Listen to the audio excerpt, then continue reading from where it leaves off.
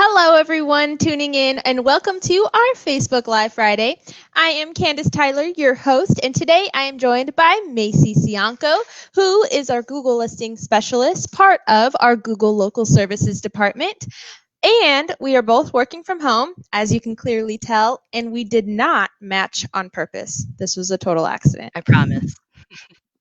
But Macy is an accomplished photographer and also a person who has a hunger for successful marketing campaigns. So thanks for joining us today, Macy. Thank you so much for having me. Thank you so much for everyone who's in as well. Yeah. So Macy, like I said, you are part of our Google Local Services Department. Can you tell us what your typical day looks like and your activities? Yeah, so being part of the Google Local Services Department means that we specialize in optimizing and managing local listings for businesses on Google, or also widely known as your Google My Business. So, for those who may not be familiar on what this is, it's basically your online profile for businesses on. It's the squared bubble that you usually or typically see on the right hand side of the screen when you're looking for a store, a service, or any business that provides you all the necessary information, such as your business name, the phone number, website, your directions, all of that.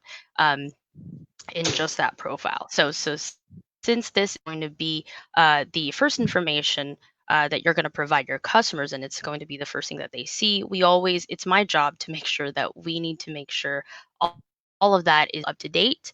It goes by Google's policies and following their guidelines, and making sure that this verification process is going to be seamless and easy for. Yes, well, thanks for that, Macy. Now, you are part of a big department for BizIQ. Since we are Google featured partners, your department is more important than ever. Can you tell us a little bit about that partnership and what goes into it?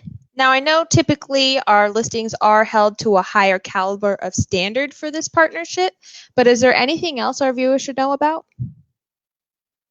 Yeah, so as you mentioned, Candice, our optimizations are actually held to a very high standard. And we do have specific metrics that are set for us that we actually have to meet, or else our status is also going to be in jeopardy. So it really wasn't very easy being able to get this partnership with Google. Our team manager, Cassidy, along with our other valuable members of the team, have really worked on trying to achieve this. So we always want to make sure that we don't let our efforts go to waste. Exactly. Now, one thing I do want to dive in first is something that I still get calls about today, Macy. It's Google suspensions. Now, when business owners log into their GMB listing and they see that bright red box with the word suspended on it, it can strike some fear into your heart, and this could be pretty serious for some businesses. But why do listings get suspended in the first place? A number of things can actually trigger suspension, but the main reason why Google does this is usually of two things. One, it either suspects fraudulent activity or a violation of their policies. So things like having inaccurate business addresses, a PO box being used, or virtual address, inaccurate information on there, such as your business name or phone number or website. Even having or creating multiple listings for the same businesses can really hurt you. The list can really go on, but Google has this system built in order to eliminate really all the potential illegitimate businesses that are sometimes eating these. So. Right. And Google is very efficient at finding listings that violate its conduct and content and conduct policies. I don't know why that was so hard to get Yeah. out just now. But let's talk a little bit about these suspensions. Are there some industries that get hit more often than others? And what advice would you give to those industries? Yes, actually, some businesses of particular industries actually just need to be a little bit more careful because they're a lot more susceptible to suspension. Businesses such as locksmiths, towing companies, tree treatment companies, garage door repairs, a lot of them I would suggest to just go to BizIQ. We'll handle everything for you. No, Right, just come on to over. answer your question, one thing that a lot of people forget is Google actually has strict policies when it comes to these addresses being used. So for one, as earlier, the PO box or virtual address, um, as a service-based business, of course, your closest thing to having an address is usually your home. That's usually your home office. So that means you'll just need to make sure that your home address is not being used as your physical location. Google doesn't allow this. So you have to do is remove that and just put in the areas that you serve. You can give cities, counties, or even zip codes that you're willing to travel to, and Google will highlight actually all of those areas. And then once you provide, or once they go through the process of verification, they will ask you for an address. And that's where you can actually put in your home address being used and just make it, because this will actually allow it to be hidden. So just make sure you're not putting it in the actual physical address of the listing.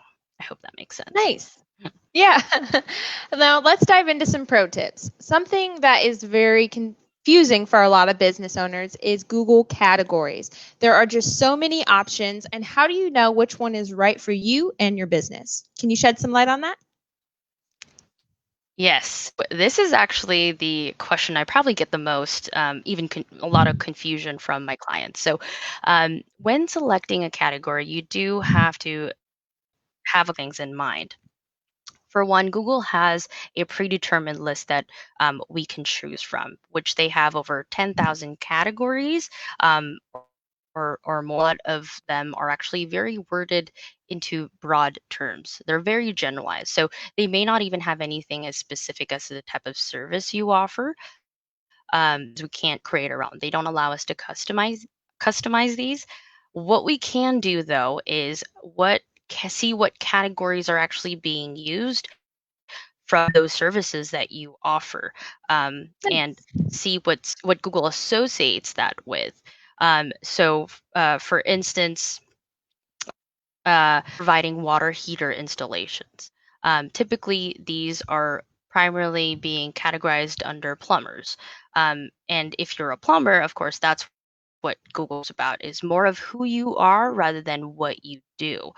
So since the water heater installation is more of a service, that's not the category that you should be looking for. It's the categories that it should be under. So, for example, if you provide other services such as HVAC, you would have to choose then which one would be your primary concern. Do you mostly do HVAC or services, or do you mostly do plumbing services? What you can do is provide plumbing services. That should be your primary category, and you can just have the HVAC as your secondary category. And also, just to do have a pro tip is that the fewer that you have, the fewer categories that you actually have, the better it is for Google, because they also still want you to be specific as to what you who you are, rather than providing all the different types of services you offer. So I hope that makes sense. Nice. Yeah, no, I'm circling back to something that you said in there about the services section. So the water heater repairman. GMB has a lot of awesome tools that can help your rankings, and one of them is the services section. What should business owners put in this area, and what would you suggest for proper optimization? Yeah. So as I was mentioning earlier, this is actually the section where you can customize a little bit more on all the services you provide. So for instance, if your main category is going to be plumber, and you still, as I mentioned, provide, let's say, HVAC services, you can actually have that on there. That's where you can put you can customize all of the services you offer, such as any installations, maintenance, repairs. All of that can be under the services section. Nice. Now, GMB also collects some awesome data for you and your listing. Can you highlight what a few of those are and what do they mean for small business owners? So this is actually my favorite part of the whole listing is you can actually track how your customers can interact with your listing. So, for instance, how many people have actually discovered your listing either through discovery on what they categorize that from your service or from your service or product that any customer is looking for, or perhaps do you come up more when um, actual consumers are looking directly at your business name or looking for your business itself. So you can actually they actually have data for that. Secondly is how your customers actually interact with it in a sense where are you actually getting phone calls from the listing? Are you how many people have actually been visiting your store requesting directions to go to it? How many people have been visiting your website? So that really is tracked by Google, and that's probably the yeah my favorite part of it. I love some data. But that is all great insight, Macy. Now, we cannot talk about GMB listings and not mention reputation management and the importance of reviews. 86% of people read reviews of local businesses, and 57% of them will only visit your business if you have at least 4 stars. What advice would you give to business owners on how they can take control of their reputation management in this capacity? So always respond. Right. Whether whether that is a negative review or a positive one, it's really, really important for a customer to feel like you care about them. So I've noticed from a lot of clients, they usually only care about it if it's actually a negative review. Now that's very normal in every business. We can't really unfortunately please everyone as much as I to, but it's just very important Yep. to not only respond to the negative reviews, but to the positive ones as well, because you're also show customers it's really reflecting your business as well that you're neglecting those who actually made an effort to do business with you and those who want to continue doing business with you. So just keeping in mind, of course, that for those who are, if you're responding to negative reviews, is still please be respectful because it's still going to be public, even though the user did not leave any reason, if it's just a 1 star, or perhaps they're being unreasonable, or perhaps they never even went to your shop. You don't have any interaction at all with them. It's still just very important to show that you're still being professional to whoever comes at your door or wanting to.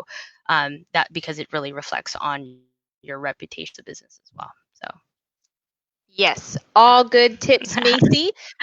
Well, that is it for this week. Thank you, Macy, for stopping by and giving us some of your suggestions and tips and tricks. Thank you so much for having me. It's a pleasure to be here. So I'm happy to help.